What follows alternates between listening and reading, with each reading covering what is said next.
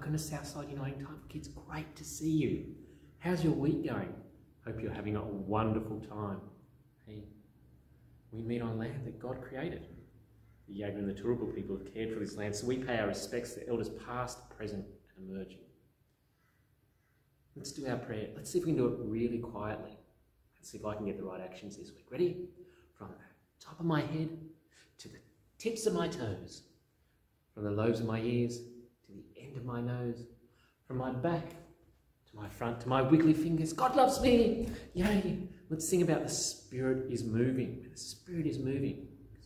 And talk about God speaking and God being there. The Spirit is always there with us. So let's sing.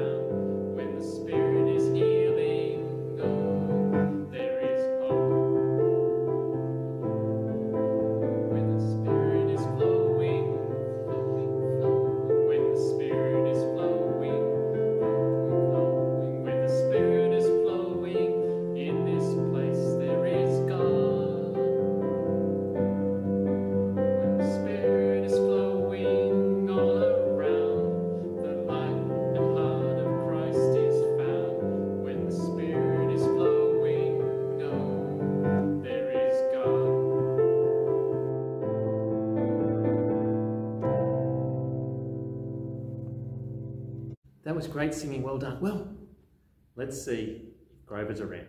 Ready? We'll whisper his name today. Ready? 1, 2, 3. Can you say to him quietly? Oh, hi, Richard. Hey, Grover, how are you? Oh, I'm good, how are you? I'm good. Oh, blah, blah, blah. Wow, you're being nice and loud today. Oh, yeah, I'm hoping that if I speak really loud, God will speak to me. Think that if you speak really loud, God will... Yeah, in a big booming voice. Hello, Grover. Okay, that's cool. Why do you think... Oh, well, aren't we been talking about God speaking to us? We haven't. And hearing God and listening to God. Yeah, we've talked about some... And the Bible story today talks about that. Well, it does a bit. do you think you could help me with the story for today? Oh yeah, do I have to be noisy? Well, you have to make some noises. Yeah, that's fine, Grover. But let me fill you in with where we're up to in the story. Oh yeah, because I got a bit confused because we were talking about Solomon and the temple, and now we've got Elijah. Well, yeah, so Solomon builds the temple. And Solomon is the king for a number of years. And when Solomon dies, Solomon's made some bad choices, and the kingdom breaks up into two parts.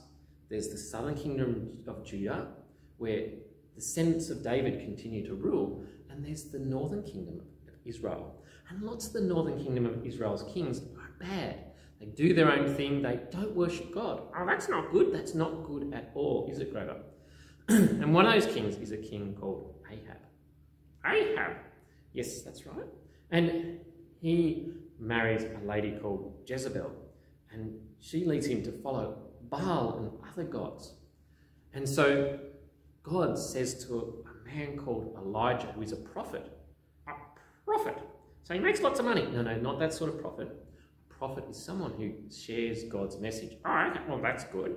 Yes. And so he says to Elijah, there's going to be a drought. And Elijah tells the king there's going to be this drought. And there is. And Elijah goes, and he goes off, and at first God feeds him with ravens bringing him food by a little brook. But then the brook dries up because there's been no rain. And he goes and lives with a foreign lady. And he meets this lady, and he says, have you got some food for me? She says, oh, I've only got enough oil and flour to make a little bit of bread for my son and I, and then that's all we'll have. Oh, well, that's not very much then. No, but Elijah says that if you come and let me come and stay with you, you'll never run out of oil and flour. Well, she will, because she's only got enough for her and her son, and if Elijah eats it, then... No, but he says God will do something amazing, and he does, and God provides for them all through that time. And eventually, Elijah calls out to Ahab and says, meet me up on a place called Mount Carmel, and bring all your prophets of Baal, this other god that you worship. And we're going to see whose God is true. And they get up on this mountain, and Elijah says, we're going to have a competition. Oh, competition! I love competition! Who's going to win? Who's going to win? Who's going to win? Well, the competition is that he says, prophets of Baal, you have an altar, and put a bull on it. And I'll have an altar, and I'll put a bull on it. And we'll call out to our gods, and whichever god sets their sacrifice on fire, that God is the true God. Oh, wow, well, that's a cool competition. So Elijah lets the prophets of Baal go first of all. Well, that's polite. Let the others go first. That's right, Grover. And they pray and they sing and nothing happens. And Elijah's like, oh, call louder. Maybe your God's asleep. Or this is Ollie's favourite part. Does it have something to do with toilet? It does. He says, maybe he's gone on a journey, or maybe he's on the toilet. And they cry and they yell, but nothing happens. And then Elijah says, well, it's my turn. And he gets them to pour water over his sacrifice and his altar, so much that it fills a ditch around it. But water doesn't burn. That's right. You're onto it. Good work, Grover. And so he calls out, and God sends this bolt of fire down from heaven, and the sacrifice and the altar is all burnt up to show that he's the true God. Wow! Elijah must have felt pretty good. Well, Elijah then races back to the capital, and he says, you must follow the true God. And Jezebel, the queen, says, have him killed. Oh, but Elijah knows that he's got God with him. He does, but he runs away, and he runs off into the wilderness. And that's where we find our story this week. At first, God provides for him and looks after him with food as he takes this journey, but then he continues journeying on. And I'm going to need your help for the next bit. Oh, can the others help? I'm going to need all of your help. So you're all ready? I'm going to give you some words, and when you hear those words, you need to say a certain thing or do a certain action. I'm ready. So when you hear me say, Elijah, say, that's me. No, it's not. No, you don't say, no, it's not. So when you hear Elijah say, that's me. No, it's not. No, that's me. But it's not me. What do you mean it's not me? Well, I'm not Elijah. No. You're just pretending. Oh, pretending. Right, I'm good at pretending. So when I say Elijah, you say, that's me. But it's not me. No, you're just pretending to be Elijah. I'm pretending to be Elijah. Right. Okay, so When I say Elijah, that's me. Right. So Elijah, that's me. Okay, excellent. So, ready? When you say Elijah, that's me. Yeah, they've got it too. Rightio. When I say God, sing like a choir of angels. You think that was a choir of angels? Well, I'm sure you'll do much better. So ready? If I say God.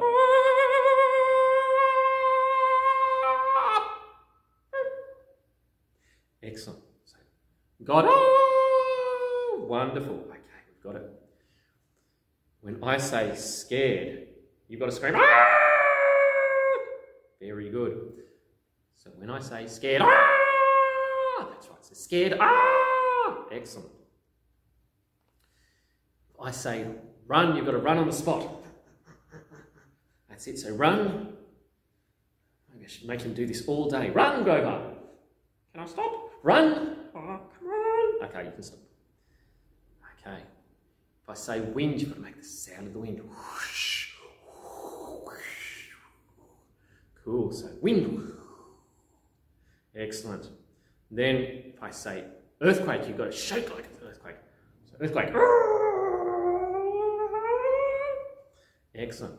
Let's see, guys. Earthquake. Oh, some good shaking there. Excellent. Okay. And when I say fire, you've got to put your arms in the air and wave them like flames. That might be difficult. We'll give it a go. Ready? Fire. That's pretty good. I think these guys are going to do better. Ready? Fire. Okay, so let's run through those again. Elijah. Oh, that's me! Excellent. God. Excellent. Scared.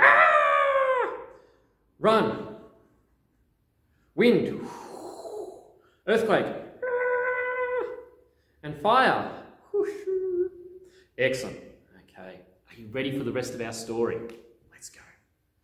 So, Elijah, that's me! He was scared. He had run away from people who were trying to kill him because they didn't like what he was saying about God. He was telling them that his God, our God, was better than their God. Well, I like how you did that. That was tricky. Well done. Elijah, that's me, ran to the mountain to wait for God to help him. And while Elijah, that's me, was in the mountain, a really loud wind blew. Elijah, that's me, was scared. He thought he might die. The mountain around him started to break apart because the wind was so strong. But God was not in the wind. Next came the earthquake. It shook the land all around Elijah. That's me! And he was scared. God was not in the earthquake either. I'm getting tired. It's all right. Keep going. You can do it. Then there was a great fire all around Elijah. That's me! Again, he was scared. Still God was not in the fire. Finally, a small voice said to Elijah, that's me! Oh, that's not what the voice said. No, I know. Okay. So a small voice said to Elijah, that's me! Why are you here? Elijah, that's me! Was less scared. Now, Elijah, that's me! Said, God, I've always served you well, but the people have broken the promises to you. They have broken their altars to you and killed your prophets. I'm the only one left, and now they are trying to kill me. God spoke again to Elijah, that's me! Go back through the desert to Damascus. Anoint the heads of the people I tell you to. They will kill your enemies. You're not alone, Elijah. That's me! there are still 7,000 of my people in Damascus. After this, Elijah, that's me, wasn't scared anymore because he knew God was with him. And no wind, earthquake, or fire could get him when he was protected by God. Oh wow, so he got to hear from God. He did. And he was looking for God in the big noises and in the big events. But God was just there, in the quiet. In the quiet? Oh, wow. Yeah, you might remember a couple of weeks ago, we practiced being quiet. You're going to practice being quiet? We are going to practice being quiet. I think I should leave now. What do you think? I'm not very good at being quiet. Okay, well, we'll say goodbye to Grover. Bye, Grover. Bye, everybody. And so let's just take a moment again. Be quiet. Sometimes we need to be still because sometimes then God speaks to us. So see if you can just be still. You might want to focus on your breathing. So take nice deep breaths. Breathe in through your nose. Hold it for a second and then breathe out through your mouth. Breathe in and breathe out. And just keep doing that. In and out. Just allow yourself to be still. Allow your mind to quieten down. Allow yourself to maybe hear the noises around you. To hear what God might be saying to you. So just be still, silent. Focus on your breathing.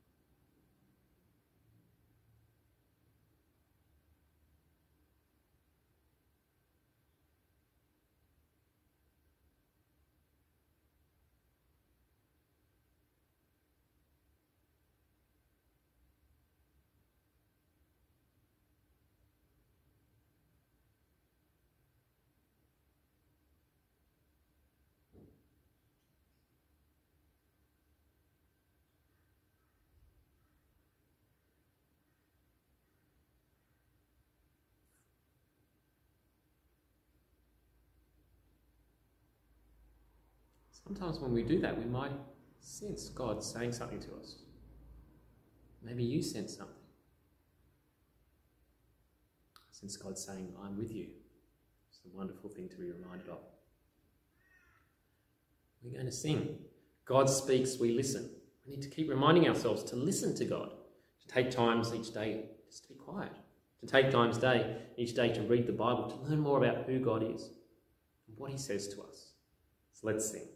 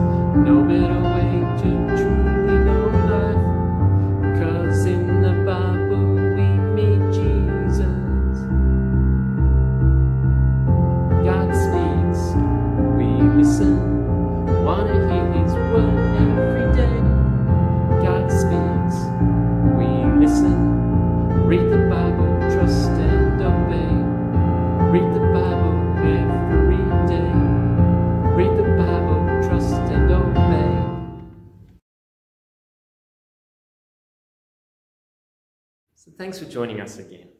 Always great to have you. Remember, keep listening to God. Keep taking those moments. Elijah felt he was alone, but God was there with him. God spoke to him. Not in the big noises, but in a quiet voice. Might be in just the everyday things that we do that God speaks to us. It's not a big event where we go, wow, God was with us, but it's just as we do. Maybe you're washing up and you just be aware that God is with you. Maybe you're sitting at school and you just, think something about God. You look out a window and you see a tree and you notice that leaves have changed colour and you've never seen it look like that. And you just, wow, God is a creative God. God can speak to us in many places, in many ways. For some people it might be a loud noise, but often for us it's the still, small voice of God. So always be listening. It takes time to learn to hear. So don't be discouraged when you don't hear it. And nobody hears it every time we stop and listen. But every so often when we do stop and listen, God speaks to us. So let me encourage you to do that. Don't forget Sunday school on at Tarragindi and at Mount Gravatt this Sunday. Hope to maybe see you then. If not, have a great week. Bye everyone.